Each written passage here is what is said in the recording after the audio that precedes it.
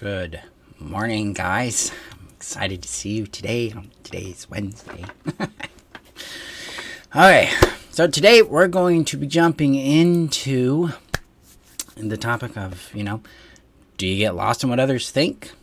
How to find your voice. How to discover you in a sea of opinions and points of view and options and things people are telling you should do and shouldn't do and should be and shouldn't be and should have and should not have, yada, yada, yada.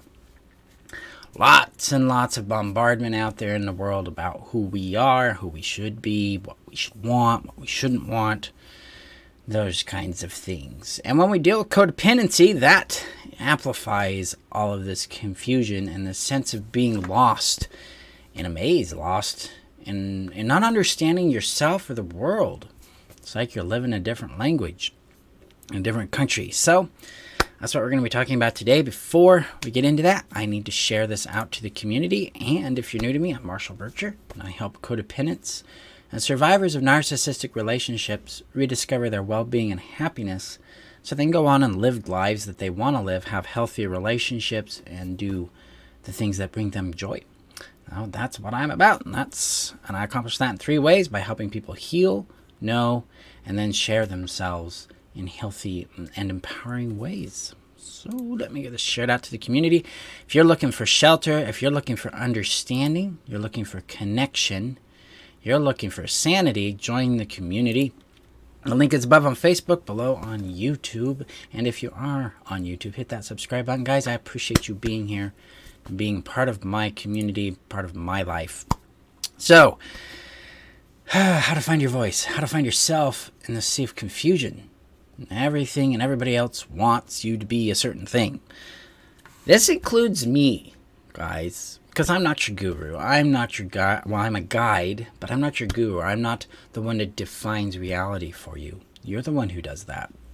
My goal and my purpose here is to empower you to discover your way. Now, I have tools and I have practices that allow you to do that. They empower you to accomplish that.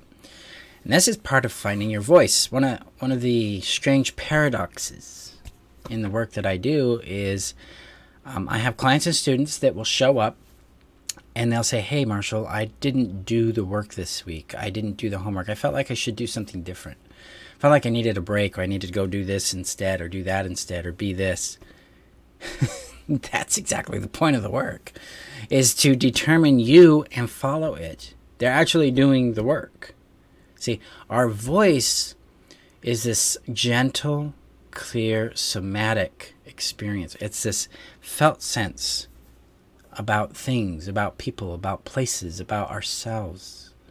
It's about options. So it's this response we have in us, this wisdom that shows up and says, yes, or no, or maybe, or I'm confused. Sometimes it says, be scared, stop, this is a problem, halt. Sometimes it says, hey, this is beautiful, it's calm, it's peaceful. Sometimes it's like, hey, watch out here, something's up here, something's off. Or, lean into this, explore this over here, see what's there.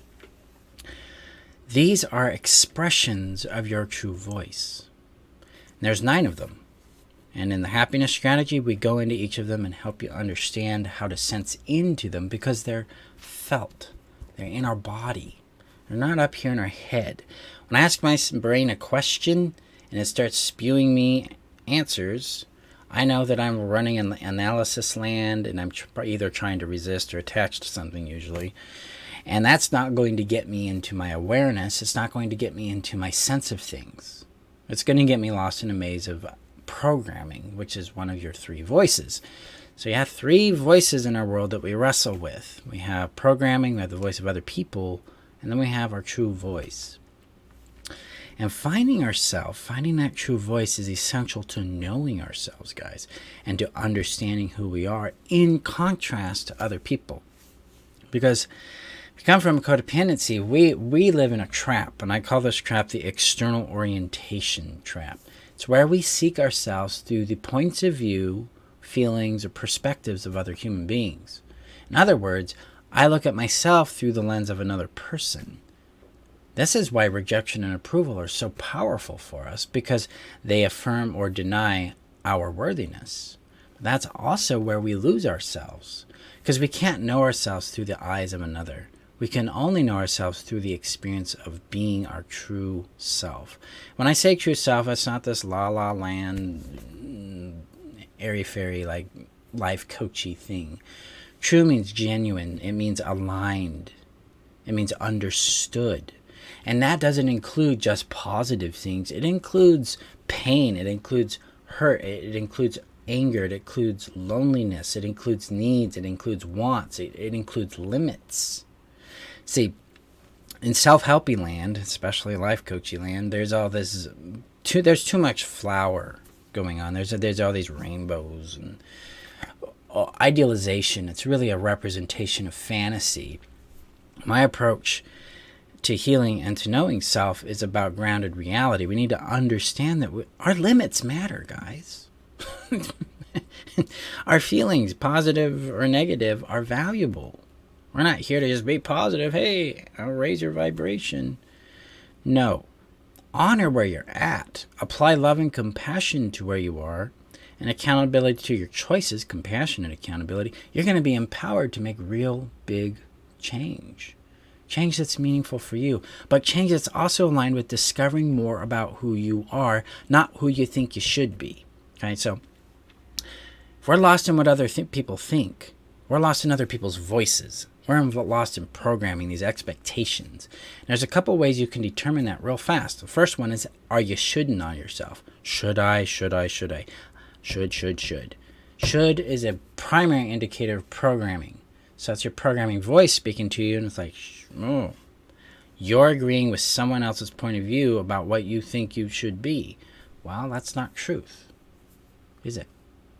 It's a misalignment, and it's going to lead you down a path that you don't understand. One of the big one of the big causes we have confusion in our life and frustration, we're not fulfilled, we're not happy, we're at a minimum not safe. It's because we're not in our territory.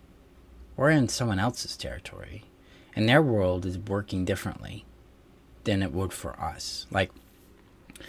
It's like moving to a different country with different customs and a different language.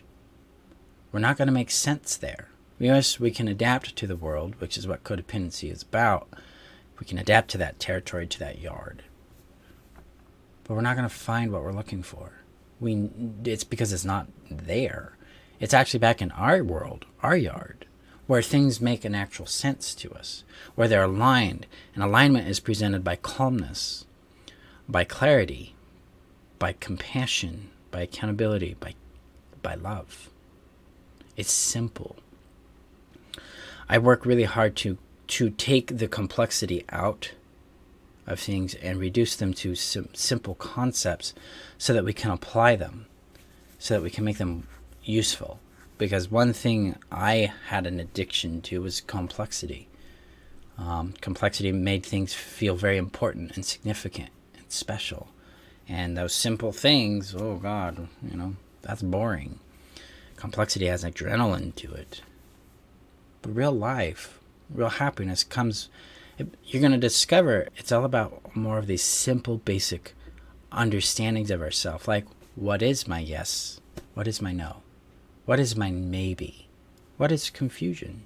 How do I know I'm responding to things this way? These are how our voices show up. This is how we tune into us and understand our well-being, our happiness. It's about living through that voice at that point. When you know what your voice is, then you can build a trust in it through experience and live from it. And when we start living from it, we enter what's called vision. Vision is what we see coming for ourselves, or what we desire for ourselves. It's how we see ourselves and we see the world. So it has it has different kinds of facets to it, the identity and outcome. But it's in that lens we start to discover our happiness. Because it's like, wow, I would like to be this. I'd like to have that. I'd like to do this. because we're listening to what attracts us and what repels us. So if you're struggling with this, it's okay. Because if you weren't raised in an environment or a family or a system that taught you to look inward and ask yourself, what do I think about this? How do I feel about this? What does this mean to me? Then you were never taught to hear your voice. You were taught to absorb other people's voices as your voice and then follow that. I call that the curse of obedience. Obedience is going to lead you into foreign lands you don't understand. We need to come back and be cooperative with our loyalty to ourselves and cooperative with agreements we make with others in consensual ways. That means we get to stay in our yard and understand other people's yards and then see how they fit or they don't so that we can build cooperative relationships. So Kaya says, finding my voice sounds really good. Yes. And I know your journey, and you know your voice. You're learning that more and more every day. And Gwen says, wow, addiction to complexity. I feel that within inside myself. Yes. Yeah, we love complexity. So, are you lost? Are you seeking your voice? Are you trying to understand who you are? I can help you out. I can help you accomplish that, help you simplify this process, and give you the practices that will reveal that to you in the happiness strategy. We start in 10 days, guys. 10 days. So August 17th. I recommend joining, so you can jump in on that. The link is above on Facebook, below on YouTube. I've got 20 spots available. 25 total were open, so we're down to 20. Usually these things fill up within the last week real quick. Now make sure, if you go there and you look at the price and you're like, man, I want in, but this is not something I can do right now, just reach out to me, because there's scholarship options available that can help you get in there and make a difference for your world. So if you want your voice, you want to know yourself so that you know what you want, what you don't want, what your boundaries are, what your limits are, you can actually start to praise and appreciate yourself, because your difference is good.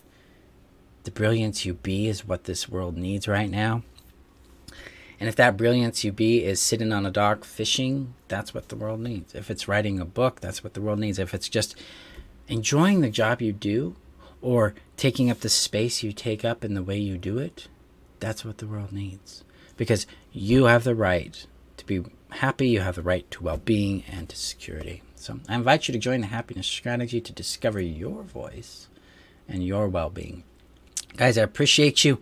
Remember that you're worth knowing, loving, and keeping, and I will see you guys tomorrow for our next training. Have a great day.